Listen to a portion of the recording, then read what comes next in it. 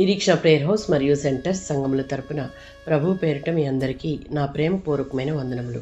ఈరోజు దేవుని వాగ్దానం ఇర్మియా గ్రంథం 4వ అధ్యాయం 4వ వచనం. యెహోవాకు లోబడి ఉండుడి. ఇర్మియా ప్రవక్త కాలంలో యూదా దేశం అంతటా విగ్రహారాధన, దుర్మార్గం, నైతిక పతనం, సామాజిక అన్యాయంతో నిండిపోయింది. దేవుడు ఎన్నిసార్లు హెచ్చరించినా వారు వినలేదు.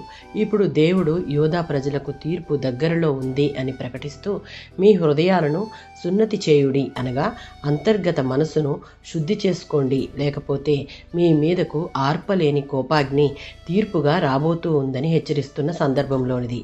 యూదులకు సున్నతి శరీరానికి సంబంధించినది, కానీ దేవుడు వారికి హృదయాన్ని సున్నతి చేయాలి అని, అనగా వారిలో ఉన్న కఠినత్వం, గర్వం, తిరుగుబాటు తత్వం, పశ్చాత్తాపం లేని హృదయం, వీటన్నిటినీ తొలగించుకుని దేవునికి లోబడి ఉండాలని ప్రవక్త ద్వారా యూదా ప్రజలను గద్దిస్తూ ఉన్నాడు.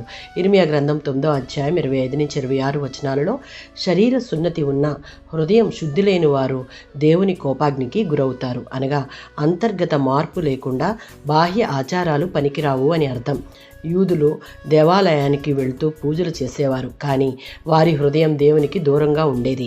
వారి జీవితం పాపభూయిష్టమైనది కనుక బబులోను దాడి, అదే దేవుని తీర్పు రాబోతూ ఉంది కనుక దేవునికి లోబడి ఉండి మిమ్మల్ని మీరు మార్చుకొని శిక్ష నుండి తప్పించుకోండి అన్న పిలుపు యూదా ప్రజలకు ఇవ్వబడింది. నేటి విశ్వాసులమైన మనము కడవరి కాలంలో ఉన్నాం. దేవుని తీర్పు నుండి తప్పించుకున్నటకు మన హృదయాలను శుద్ధి చేసుకుని దేవునికి లోబడి జీవించే వారంగా ఉంటే నిత్య జీవంలో పాలు పొందే అర్హత మనదే. ఆమేన్.